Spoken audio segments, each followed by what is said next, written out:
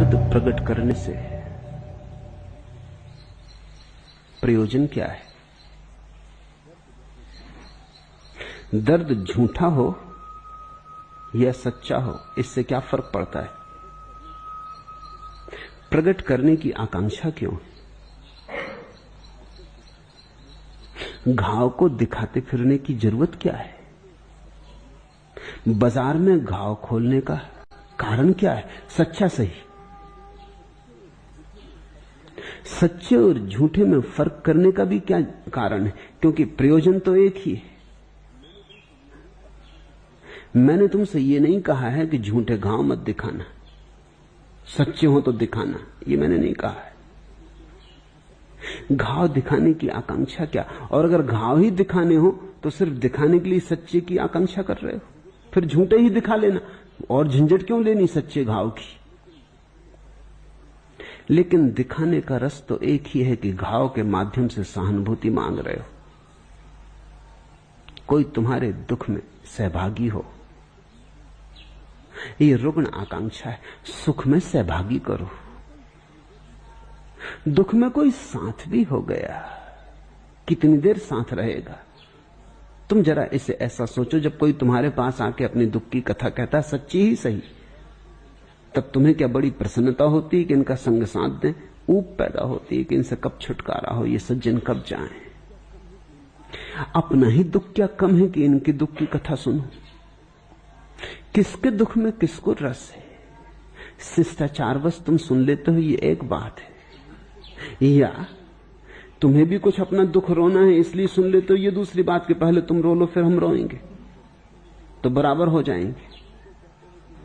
तुम किस आदमी को कहते हो कि वो बड़ा उबाने वाला है, बोर है? कौन आदमी को तुम कहते हो? उस आदमी को तुम बोर कहते हो जो अपनी तो सुना लेता, तुम्हें मौका नहीं देता। और किसको तुम बोर कहते हो? जो तुम्हें तो सता लेता है और तुम्हें बिल्कुल मौका नहीं देता कि तुम उसको सता सको, तो वो बोले ही चला जाता है। मैं ऐसे लोगों को जानता हूं, उनकी वजह से मैंने टेलीफोन छूना छोड़ दिया। वो टेलीफोन तो बोलते ही चले जाते, हां हूं कहने का भी अवसर नहीं देते, रखने की भी सुविधा नहीं देते, क्योंकि वो भी अशिष्टाचार मालूम होगा। घंटों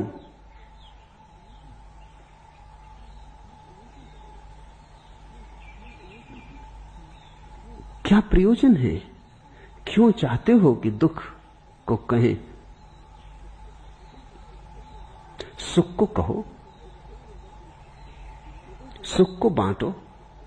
मैं तुमसे यह कह रहा हूं, अगर तुम सुख को बांटने लगो तुम्हारा दुख अपने आप तिरोहित हो जाएगा, क्योंकि सुख बांट के तुम्हें जो प्रेम मिलेगा वो दुख बांट के मिली सहानुभूति से बहुत अन्य है। दुख कह के जो सहानुभूति मिलती वो तो प्रेम का आभास है, वो तो झूठा प्रेम है, वो तो मात्र शिष्टाचार है, सभ्यता है।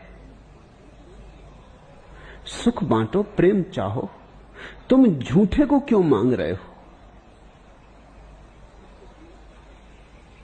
ये कृष्ण प्रिया का प्रश्न है। अब उसे तकलीफ लग रही कि अब तो अपना सच्चा दुख भी ना कह सकेंगे, लेकिन कहो क्यों? तो सवाल उठता ही तो दमन हो जाएगा। नहीं, दमन के लिए मैंने नहीं कहा, दरवाजा बंद कर लो, अपने से ही कह लो, दिल खोल के कहो, रो, छाती पीटो, लोटो, मगर ये जरा भी आकांक्षा ना हो कि कोई देखे। दुख क्या दिखाना? ये कोई शोभन है बात? घाव क्या उघाड़ने?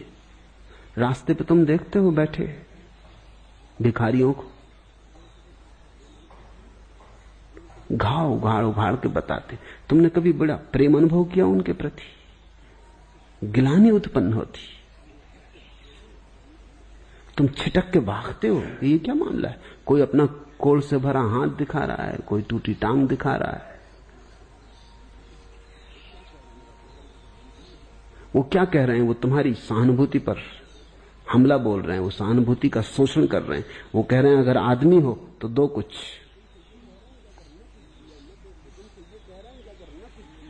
वो तुमसे ये कह रहे हैं कि अगर न कुछ दिया, न देखा, तो दुनिया तुमको आदमी ना कहेगी। वो तुम्हें एक झंझट में डाल रहे हैं, वो तुम्हें सामने एक प्रश्नवाची चिन्ह खड़ा कर रहे हैं कि अब देखें, बिना दिए जाते हो। अधार्मिक,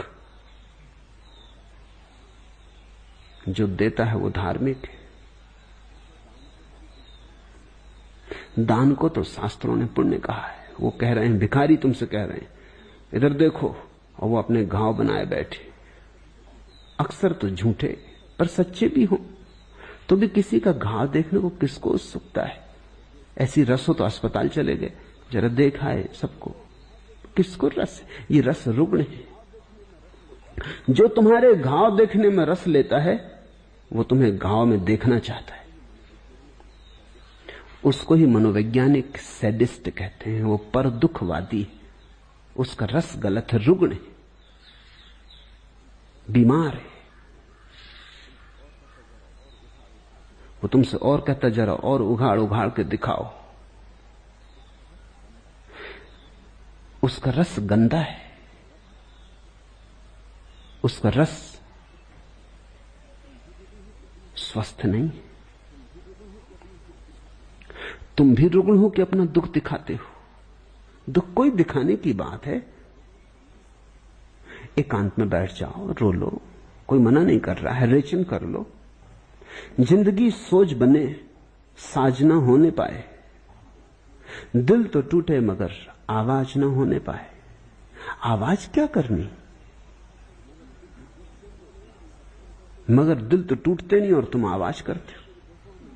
तुम लोगों को ये बताना चाहते हो कि देखो हम दिल तोड़ के बैठे हैं, अब तो आ जाओ, सहानुभूति दिखाओ, आंसू बहाओ। हमने दिल तक तोड़ दिया, अब और क्या चाहते हो?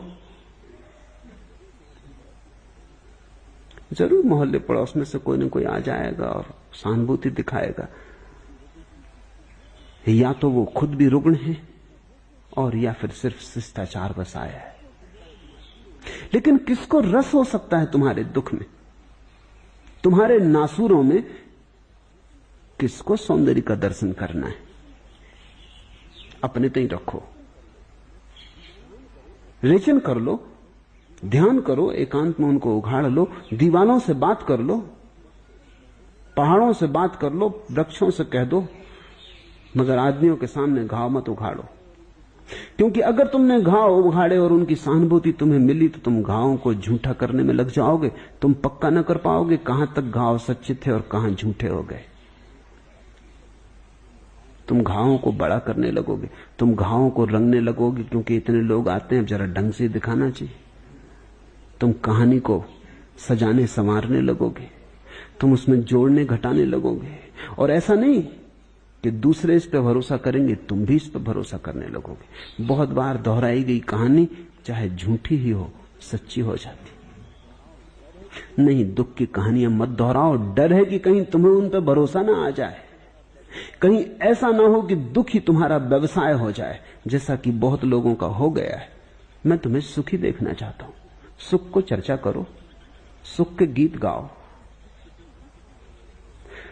जिसके तुम गीत गाओगे वो बढ़ेगा, जिसकी तुम चर्चा करोगे वो फैलेगा, और जिसकी तुम बार बार चर्चा करोगे उसका तुम पर प्रभाव बढ़ेगा और तुम्हारी उस पर आस्था बढ़ेगी।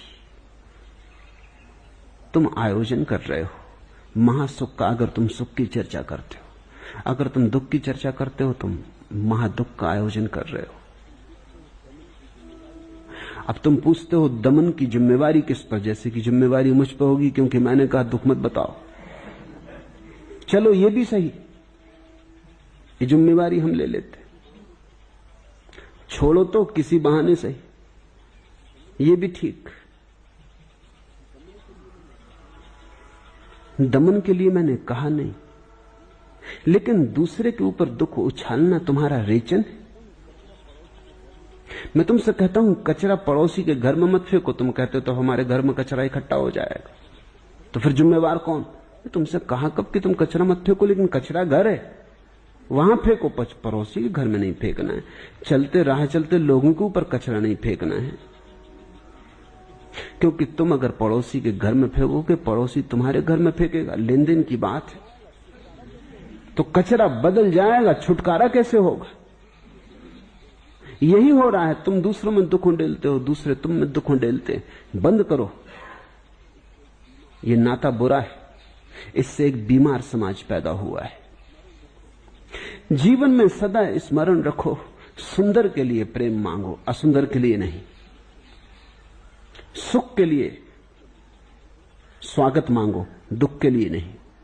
क्योंकि जिसके लिए तुम स्वागत मांगोगे, अगर स्वागत मिला तो तुम फिर उसे बढ़ाओगे स्वभावता। ये तो सीधा नियम है, गणित है। जब दुख के कारण इतना स्वागत मिलता हो तो फिर तुम कफन बांध के घूमोगे, तुम सिर में कफन बांध लोगे। जब दुख के कारण लोग इतना शहीद मानते हो तुम्हें, तुम सूली पे चढ़ जाओगे। तुम्हारे बहुत से शहीद इसलिए सूली पे चढ़ गए क्योंकि उनको ख्याल है शहीदों की चिताओं पर जुड़ेंगे मेले। मरने को भी तुम तैयार हो, मेला जुड़ना चाहिए, धूम धड़ाका हो, फुलझड़ी फटाके हो, फूल मालाएं पहनी जाएं, तुम मरने को तैयार हो। जिंदगी तुम्हें काम की नहीं मालूम पड़ती, तुम्हारा दृष्टिकोण रुग्ण है, इसलिए तो सारी पृथ्वी रोग से ग्रस्त है। दुख के संबंध में चुप रहो। वो चुप्पी तुम्हारा दुख में जो स्वार्थ है उसको काट देगी। वो चुप्पी दुख से तुम जो मजा ले रहे थे, दुख में जो रस ले रहे थे, उसकी धारा को तोड़ देगी। उससे दुख मरेगा, तुम धीरे धीरे दुखी न रह जाओगे। सुख में नियोजन करो। हमेशा अपना लंगड़ा लूलापन मत दिखलाओ, कुछ सृजनात्मकता दिखलाओ। लंगड़े हो कोई हर्जा नहीं, चित्र तो बना सकते हो हाथ से। अगर किसी का प्रेम मांगना है, चित्र बना के मूर्ति तो गढ़ सकते हो। अंधे हो गीत तो गा सकते हो।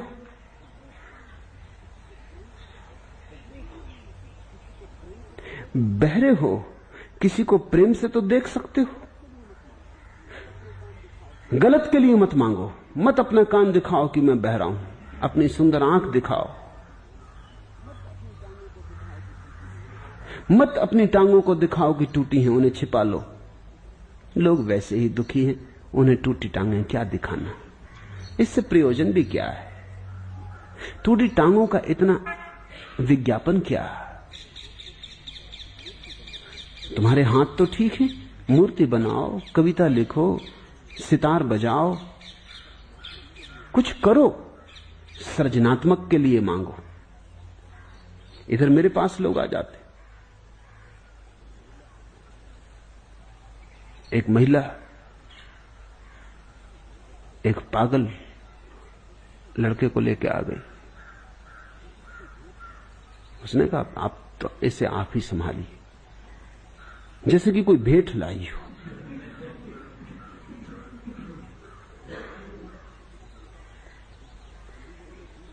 मैंने कहा कि कभी पागल खाना खोलेंगे तो इसको बुला लेंगे, अभी जरा मैं दूसरे पागलों से उलझाऊं।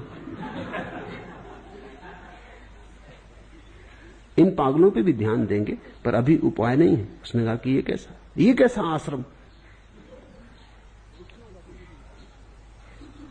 दुखियों का कोई सहारा नहीं। मैंने कहा दुख में मेरी उत्सुकता नहीं। ये कठोर लगता है, लेकिन फिर भी मैं तुमसे कहता हूं दुख में मेरी उत्सुकता नहीं। दुखवादियों ने बड़े प्रचार किए हैं दुनिया में कि दुखी पे दया करो। मैं तुमसे कहता हूं सुखी पे दया करो, तो दुनिया में दुख कम होंगे। इन नासमझों की शिक्षाओं की वजह से दुख बढ़े। वो कहते हैं अंधे लूड़ों के हाथ पैर दाबो, तो जिनको भी हाथ पैर दबाने वो अंधे लूड़े होकर बैठे।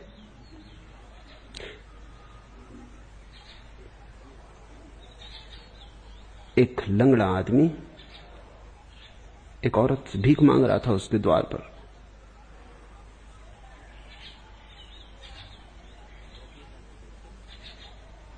उस औरत ने कहा कि देखो तुम तो भले चंगे हो, जरा सा पैर में मालूम होता मोच लग गई, आंखें तुम्हारी ठीक हैं, हाथ ठीक हैं, अंधे होते तो मैं तुम्हें देती भी कुछ। लंगड़ा होने से क्या होता है, 1000 काम कर सकते हो, आंखें तो साबित है, आंख है तो जहान है। तो उसने कहा देवी जी पहले मैं अंधा भी हुआ करता था, तब लोग ये कहते थे अंधे हो इससे क्या होता, अरे 1000 काम कर सकते हो, अंधे कई काम करते, तब से मैं लंगड़ा हो गया। अब देखो तो लोग ये समझाने लगे कि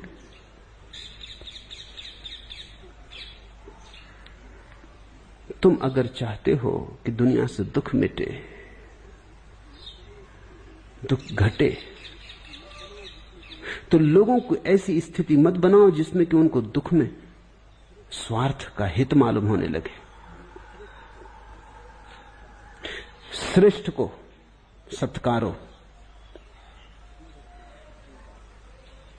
सुंदर को स्वीकारो, सुख का गुणगान करो।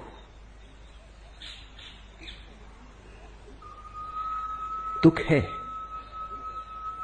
उसका इलाज करो, मगर स्वागत नहीं। दुख है उसको मिटाने का उपाय करो, लेकिन सम्मान नहीं। दुख है उसे सहानुभूति दो, लेकिन इतनी नहीं कि लगे कि तुम प्रेम में पड़ गए हो। दुखी को यह पता होना चाहिए कि लोग शिष्टाचार, संस्कार, सभ्यता के कारण सेवा कर रहे हैं, उन्हें सेवा में कोई रस नहीं आ रहा है, मजबूरी में सेवा कर रहे हैं, करनी पड़ रही इसलिए सेवा कर रहे हैं। जब घर में तुम्हारे कोई बच्चा बीमार हो तो उसे साफ साफ पता चल जाने दो कि तुम्हारी बीमारी में कोई उत्सुकता नहीं, तुम बीमारी को समाप्त करना चाहते हो, तुम सेवा कर रहे हो क्योंकि बीमारी मिटे इसलिए। लेकिन ज्यादा लाड़ प्यार मत बतलाओ, गले मत लगाओ, सिर मत सहलाओ। बच्चे को कहीं ये भ्रांति मत दे दो कि जब वो बीमार होता है तब उसे प्रेम मिलता है। अगर ये एक दफा उसके मन में भाव आ गया कि जब मैं बीमार होता हूं तब प्रेम मिलता है, जब मैं स्वस्थ होता हूं तब कोई मेरी तरफ देखता भी नहीं, तुमने एक जहर का बीज बो दिया। अब ये बच्चा बीमार होना चाहेगा। अब जब भी इसको प्रेम की कमी मालूम होगी जीवन में ये बीमार पड़ जाएगा। पूछो मनोवैज्ञानिकों से, वो कहते हैं 50 से लेकर 70% बीमारियां झूठी हैं, आदमी उनको पैदा कर रहा है, क्योंकि उन बीमारियों से कुछ मिलता है जो अन्यथा मिलता ही नहीं। जब तुम बीमार हो जाते हो, पास पड़ोस के लोग तुम्हें देखने आने लगते हैं। जब तुम स्वस्थ थे इनमें से कोई भी ना आया, तभी आना था ताकि स्वास्थ्य का रस पैदा होता, तब कोई ना आया। जब तुम सुंदर दिखते हो, स्वस्थ दिखते हो, तो कोई नहीं कहता आहा कितने सुंदर।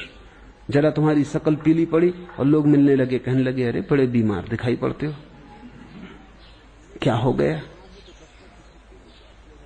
बीमार हो तो दफ्तर से छुट्टी मिल जाती है। अगर मैं दुनिया बनाऊं तो जब तुम स्वस्थ हो तब तुम्हें छुट्टी मिल जानी चाहिए कि ये मौका है, गीत गाओ, नाचो, वृक्षों से मिलो, पहाड़ों पे जाओ। ये क्या बीमार हुए कि छुट्टी? बीमार हुए तो कोई कह नहीं सकता कि छुट्टी नहीं देते।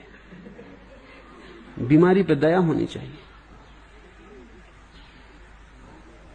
मैं तुम्हें एक अलग ही जीवन दृष्टिकोण दे रहा हूं। दृष्टिकोण पूरा यह है कि बीमारी है माना, होनी नहीं चाहिए।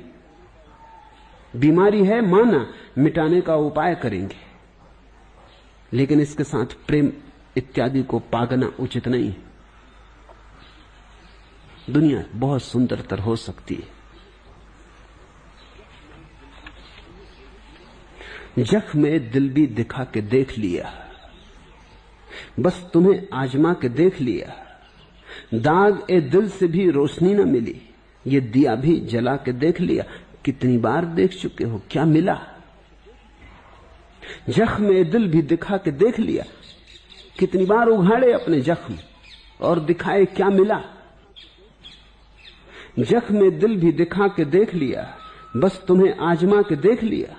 सभी को तो आजमा चुके हो रो रो के, अब कब तक आजमाते रहोगे?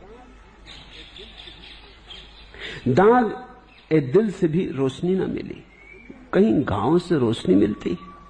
दिल में ही सही घाव। दाग ए दिल से भी रोशनी न मिली, ये दिया भी जला के देख लिया। अब समझो भी, जागो भी।